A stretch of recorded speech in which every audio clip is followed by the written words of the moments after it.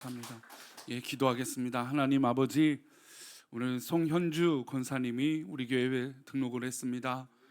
몇 주 동안 교회를 돌아보고 함께하고자 하는 마음이 있어 분명 기도했을 텐데 그 기도하는 믿음을 받아 주옵시고, 또 등록하여 싸우니 우리 교회의 식구로 또 성도로 하나님 앞에 서 있으며 우리 한 교회로 공동체가 되게 부족함이 없도록 인도하여 주옵소서.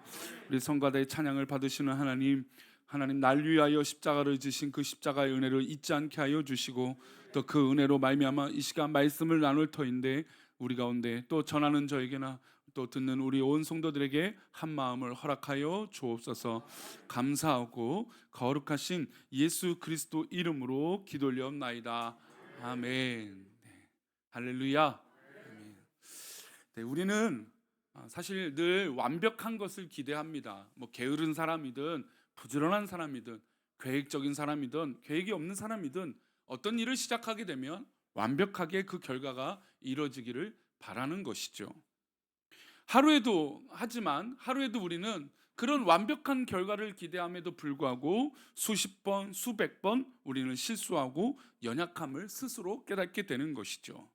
우리가 잘 살고 건강하게 살다가도 어느 한 몸이 조금이라도 아프게 되면 우리 마음이 다 녹아내리기도 하고 불안한 마음이 들기도 합니다. 그만큼 우리의 육신과 육체와 또 우리 몸은 연약한 존재라는 것이죠. 성향적으로 좋은 것이 좋다고 여기는 사람, 능동적인 사람이겠죠. 또 완벽한 것을 추구하는 사람. 요즘 사람들이 그 성향을 얘기할 때 외향적인 사람, 내향적인 사람 이렇게 구분하기도 합니다. 그것을 E의 성향이냐, I의 성향이냐. 예전에도 제가 얘기 드렸지만 사실 우리 교회에서는 15년 전, 20년 전에 이미 다 했던 이 성향 분석, 이 MBTI라는 것이죠. 근데 최근에는 어떤 사람들을 더 이렇게 이야기를 많이 거론하냐면 판단형인 J형 인간인가, 사람 성향과 또 인식형인 P의 성향인 사람을 이해하기도 합니다. 그래서 MBTI에서 맨 끝에 있는 J와 P를 얘기하는데, 한번 성도님들에게 어떤 성향인지 한번 스스로 대답해 보세요.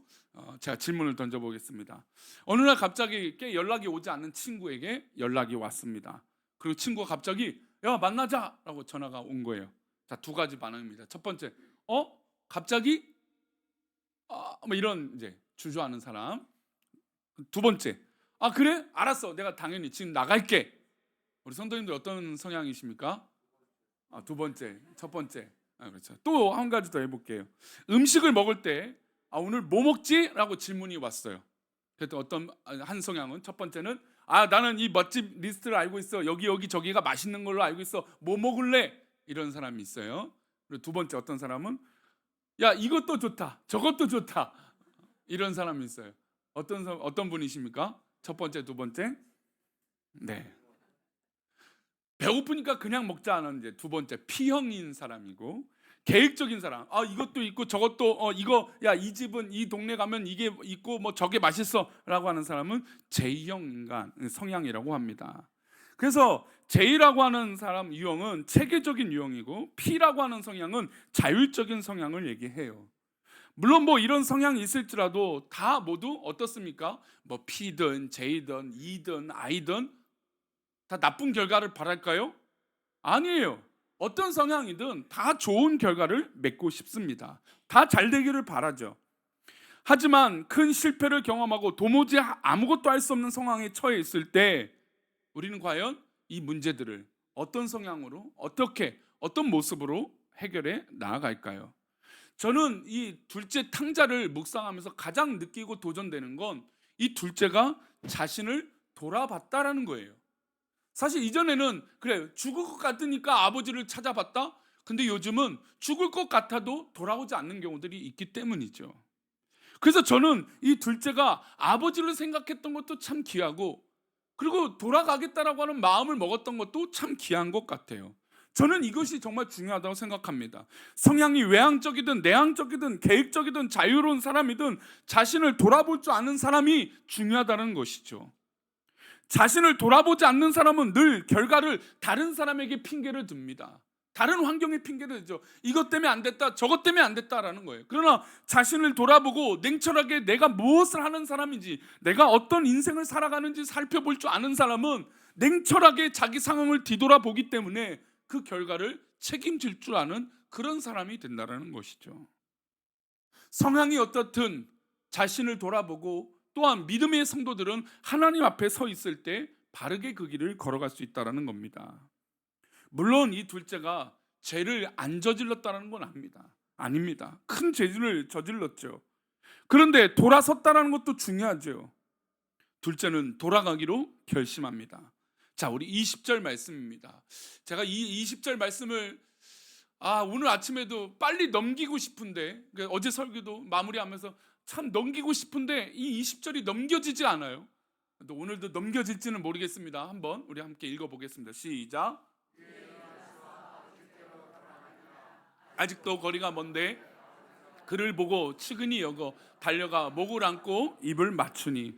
둘째는 아버지께로 돌아갑니다. 이 돌아가는 길에 이 둘째는 어떤 생각을 했을까요? 그냥 아이고 우리 아버지가 날 막 기뻐하겠지, 좋아하겠지, 그런 생각이었을까요? 아닙니다. 분명히 이는 고백했습니다. 나는 아버지의 아들이 될 자격도 없고 나는 종으로 살아야지. 그냥 우리 아버지 품이 먹을 것이 있을 것 같으니까 그곳으로도 가서 염치 없지만 내가 아버지 품으로 돌아가야지, 그 생각으로 갔을 거예요. 아마 그 걸음 가면서도 먹지 못했으니 얼마나 힘들었을까요? 비참하고 처참했을 겁니다. 여러분, 우리가 인생을 살다 보면 꼭 그런 일들이 있을 때가 있죠. 정말 왜 나에게 이런 일이 있고, 왜 나에게 이렇게 비참하고 처참한 일이 벌어졌을까? 왜 내가 이런 일을 감당할 수 없는 이 일들이 나에게 벌어졌을까? 라고 하는 생각이 들 때가 있는 것이죠. 여러분, 그때마다 우리가 무엇을 선택하고 무엇을 고민하겠습니까? 우리는 하나님 앞에 기도하고 이 문제를 하나님 앞에 내려놓고 기도해야 될 줄 믿습니다. 이 둘째는 자신의 처한 상황이 이렇게 비참하지만 그래도 아버지 품으로 가야겠다는 그 결심으로 발걸음을 옮겼던 겁니다. 부끄러웠지만 그래도 아버지 품이 생각났고 따뜻한 아버지 품이 그리웠던 것이죠. 우리가 친부모님과 관계에서도 그렇지 않습니까? 때로는 부모님들이 자신에게 상처를 주는 말씀을 하실 때도 있어요. 반대로 내가 부모님께 상처를 줄 때도 있죠. 아마 둘째는 돌아가는 발걸음 속에 너무나 부끄러운 생각이 들었을 겁니다. 왜요? 아버지에게 큰 상처를 줬으니까. 그러니 자기가 나는 아들로서 이름 불리는 게 말도 안 된다라고 생각했던 것이죠. 염치가 있었고 양심이 있었던 겁니다. 저는 요즘같이 이기적인 시대의 부모의 마음, 자식의 마음에 본질적인 질문을 할 줄 알아야 된다고 생각합니다. 부모로서요, 나는 어떤 부모인가? 자녀는 나는 어떤 자녀인가?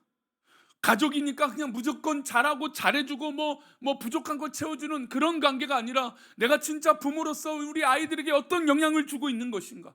나는 자녀로서 우리 부모님에게 어떤 도전과 어떤 사랑을 받고 있는가? 아무래도 어렸을 때 자녀들은 부모님의 사랑을 받고 있으니까 그 사랑을 내가 당연하게 여기지 않고 있는가라는 것이죠.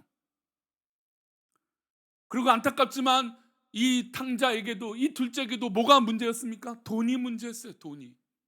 지금은 우리 한국 사회, 현대 사회를 보면 돈이 문제가 아니겠습니까?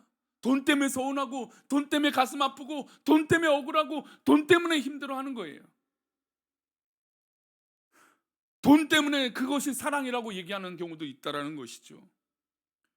결국 둘째도 뭐 때문에 아버지 곁을 떠났던 것입니까?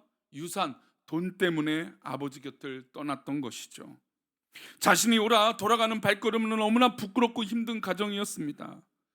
그런데 이 아버지가 어떤 아버지입니까? 저는 가정의 달이 이제 한 달이요, 5월달이 가정의 달이니까 우리 가정의 달이 한 달이 남았지만 우리 성도님들의 삶 가운데 부모님과 또 자녀들과 좋은 관계가 되기를 축원합니다.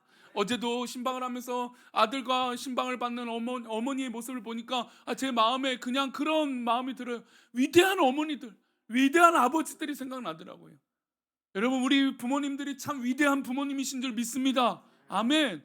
우리 아들들, 우리 자녀들도 우리 어른들 생각할 때, 야, 나는 더 어려운 시기에 살았어. 더 못 먹고 더 힘든 사이에 살았어. 여러분, 그러나 지금 세대의 젊은 사람들은 그 나름대로의 어려움과 힘든 것이 있는 거예요.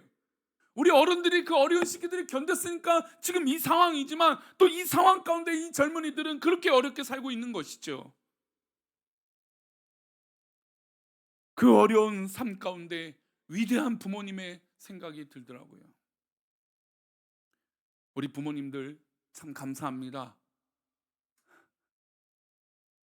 별로 나는 이렇게 얘기했는데 나는 뭐 별로 부끄러워서 호응이 없으십니까? 우리 부모님들 참 감사합니다. 우리 자녀들도 참 감사합니다.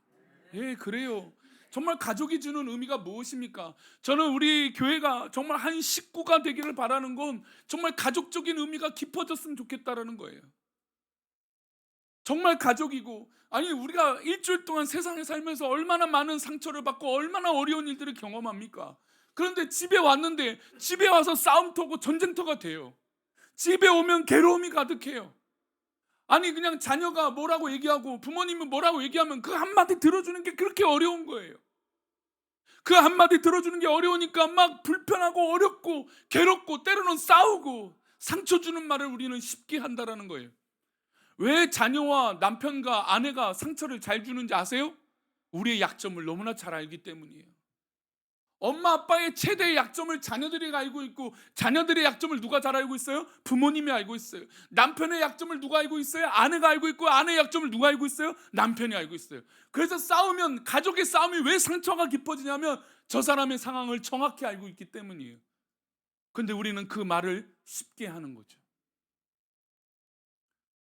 아버지는 돈이 많았습니다. 이 둘째의 아버지는.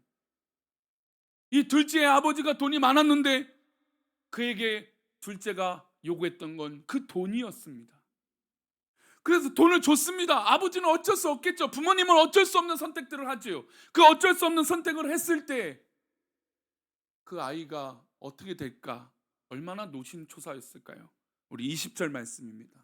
그 아버지의 마음을 느낄 수 있어요. 다시 읽어볼까요? 시작. 이에 일어나서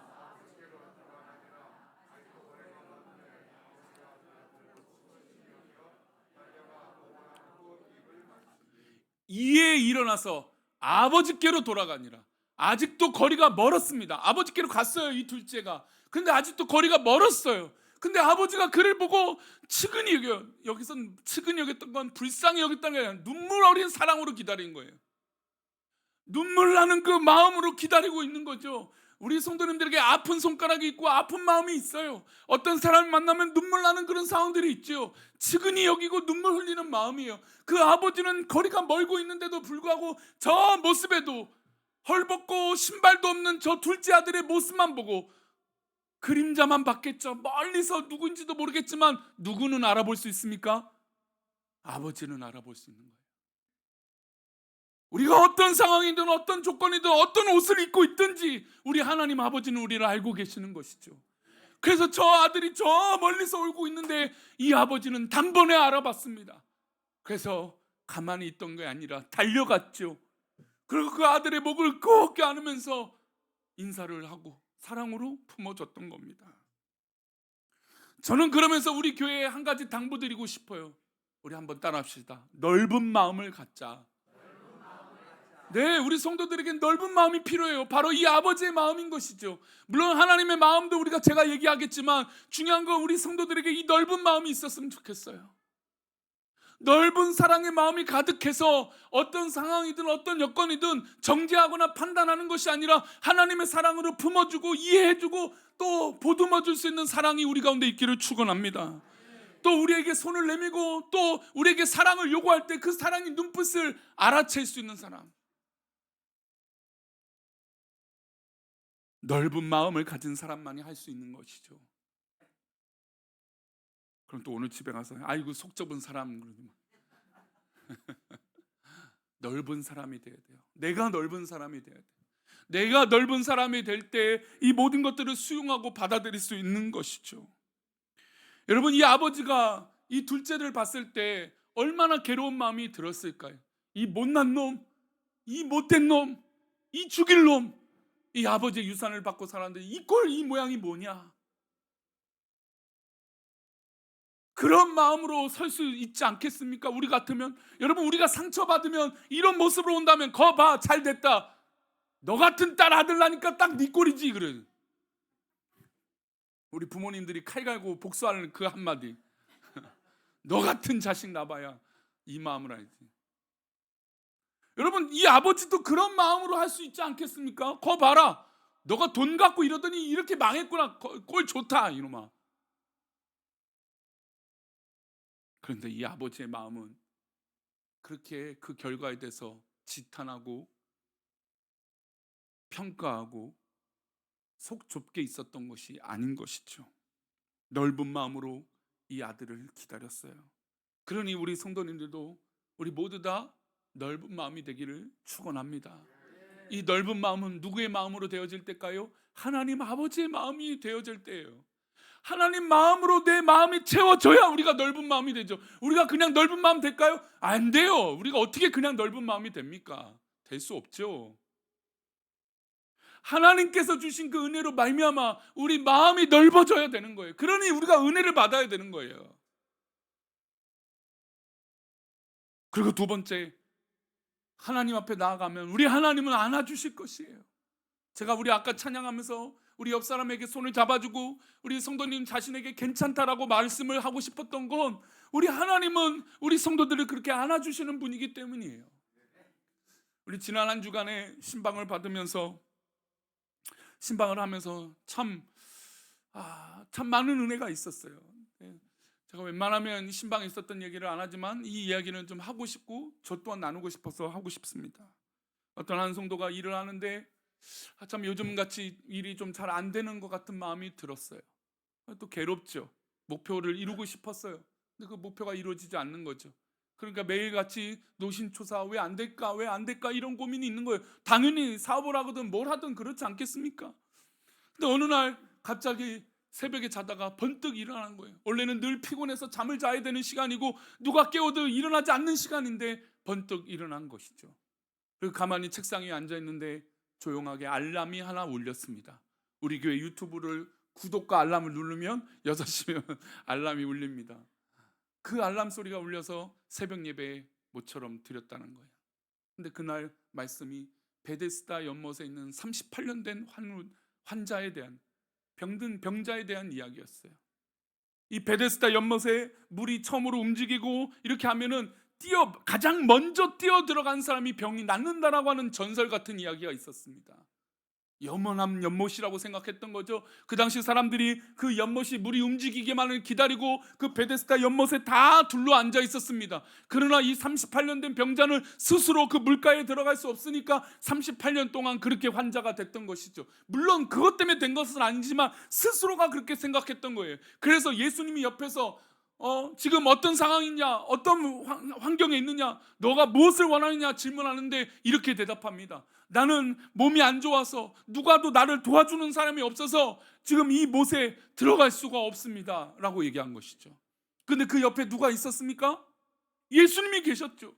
예수님이 계셨는데도 불구하고 나의 시선은 지금 계속해서 어디에 있는 겁니까? 베데스다 연못에 있는 것이죠. 그러면서 하나님 앞에 회개했다라는 거예요. 하나님, 왜 베데스다 연못 저것만 보고 있을까요? 내 옆에 있는 예수님을 바라보지 못할까요? 근데 제가 그 말을 듣고 저녁에 와서 느꼈던 건, 저는 그 생각이 들어요. 하나님 아버지께서, 우리 주님께서 만약에 그 마음을 갖고 왜 계속해서 주님이 옆에 계심에도 불구하고 기도하지 않고 이 연못만 바라보고 있을까요? 라고 할지라도 그 마음을 깨닫고 스스로 돌아보는 자를 하나님께서 기뻐하여 주실 것을 믿습니다. 예수님은 그렇게 고백하는 자를 기뻐하시는 거예요. 자신을 돌아보고 왜 나는 이것밖에 안 되고 왜 나는 이것만 집중하고 있을까라고 하는 그 영혼을 돌아보는 그 마음. 지금 아버지 품으로 터벅터벅 그 발걸음으로 신발도 없은 채 걸어가고 있는 이 영혼을 하나님 아버지께서 기다리고 계신다는 것이죠.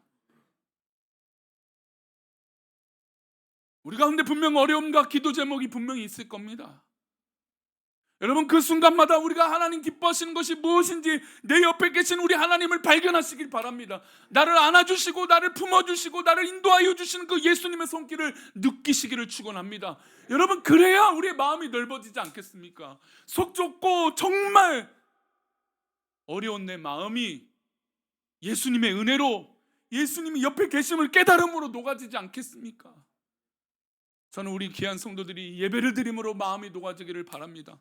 한 주 동안 세상에 살면서 얼마나 나를 공격하고 나를 상처 주고 나를 어렵게 만들고 나를 괴롭게 하는 게 얼마나 많습니까? 여러분, 그때 우리가 주님께서 기뻐하시는 것으로 승리하시기를 바랍니다. 하나님 위로로 그 마음이 여유로워지기를 축원합니다. 쫓기듯이 살아가는 것이 아니라 하나님 아버지 품에 있기를 축원합니다. 한때 우리나라도 외국처럼 프리허그라는 것이 있었어요. 그래서 광장에 피켓을 들고 안아드리겠습니다는. 근데 이게 뭐, 저는 기독인으로서 이게 뭐가 대단하다고, 우리가 뭐 그걸 안지도 못해서. 그런데 믿지 않는 사람들, 세상 사람들은 위로받을 데가 없다라는 거예요. 위로받을 데가 없으니까 그냥 사람이 광장에서 안아준다니까 포 안겨갖고 위로를 받는 거예요. 등 한번 두들겨주는데 눈물을 확 쏟는 사람들이 있고, 잘하고 있다라고 하는 그 말 한마디에 마음을 다 녹이는 거예요. 여러분, 우리는 그거보다 더 위대한 우리 주님이 옆에 계시지 않습니까? 우리 하나님이 우리와 함께 하시는 것을 믿는 믿음의 성도들 아닙니까? 그러니 우리가 모든 순간마다 하나님을 바라보시고 하나님께서 무슨 말씀을 하시든지 그 말씀에 순종하시기를 축원합니다.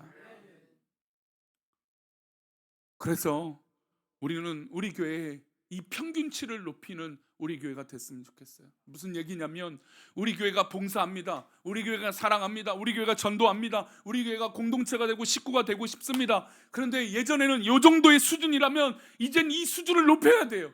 하나님 은혜로 말미암아 우리의 수준을 높여야 됩니다. 지금 아버지는 이에게 너 거봐 이러는 것이 아니란 것처럼, 우리는 정죄하고 판단하고 내가 옳은 이야기를 하는 공동체가 아니라 사랑으로 품고 사랑으로 이해하고 사랑으로 안아줄 수 있는 공동체가 되어져야 되는 거예요. 여러분, 옳은 얘기는 목회자들이 할게요. 맞는 얘기는 우리가 할게요. 성도님들, 옳은 얘기 하지 마시고 감싸주고 기뻐하고 위로해주고 도전을 주세요. 기준은 목회자가 될 테니, 그렇게 우리 목회자들도 열심히 설 테니 걱정하지 마시고 정죄하지 마시고 옳은 얘기 하지 마시고 사랑으로 품어주십시오. 우리가 몰라서, 우리 목사님들이 또 저희 부부가 몰라서 얘기 안 하는 게 아닙니다. 다 알고 있음에도 불구하고 말하면 넘어질까 봐 참고 있는 경우도 많아요. 근데 우리 성도들도 모르겠습니까? 성도들도 다 알죠. 아마 지금 이 아버지 옆에 있는 첫째 아들처럼, 아니면 아버지 앞에 품속에 있는 종들처럼, 저 몹쓸 인간이 아버지 품으로 왔다고, 저 나쁜 인간이 저런다고 여러분 다 알고 있는 사실이에요. 아버지도 알고 있어요. 그러나 아버지가 할 수 있는 건 안아주고 품어주고 기도해 주는 것이죠. 여러분, 이게 좋은 공동체고 우리의 평균을 높이는 성숙한 기도의 공동체라는 것입니다. 제가 그 얘기는 받아줄게요. 목사님, 저도 외롭습니다. 목사님, 저도 상처가 많아요. 여러분, 위로해 드릴게요. 근데 내가 상처받았다고 옆 사람에게도 상처를 강요하는 건 잘못된 거죠. 여러분, 하나님 아버지 품에 오면 그 아버지 품으로 우리를 품어주실 것입니다. 이게 좋은 교회 아닙니까? 이게 좋은 공동체 아닐까요? 지금은 뭐 새로운 분도 있고 그래갖고 또 여러 가지 우리 교회 역사들이 있고 하지만, 이제 조금 더 시간이 지나면 우린 또 다른 분위기가 될 것 같아요. 여러분, 그때 우리 수준이 아직도 여기에 머물러서 불편하다, 어렵다, 뭔가 안 된다가 아니라 사랑한다, 감사한다, 기뻐한다, 자유한다, 하나님 주신 은혜로 말미암아 아버지 품에 있다라고 하는 그 은혜로 우리 성도들 가운데 있기를 축원합니다. 우리 그런 의미로 20절 말씀을 내 말씀이다 생각하고 다시 한번 읽어봅시다. 20절입니다. 함께 읽겠습니다. 이에 일어나서 아버지께로 돌아가니라. 아직도 거리가 먼데 아버지가 그를 보고 측은히 여겨 달려가 목을 안고 입을 맞추니. 할렐루야. 하나님께서 우리 성도들에게 입을 맞춰주시고 안아주시고 목을 꽉 껴안아주시고 위로하여 주실 것을 믿습니다. 이 시간 우리 하나님은 너를 만드신 분, 우리 자리에 잠깐 앉으시고 제가 좀 이따 일어서라고 말씀드리겠습니다. 우리 하나님은 너를 만드신 분, 우리 찬양하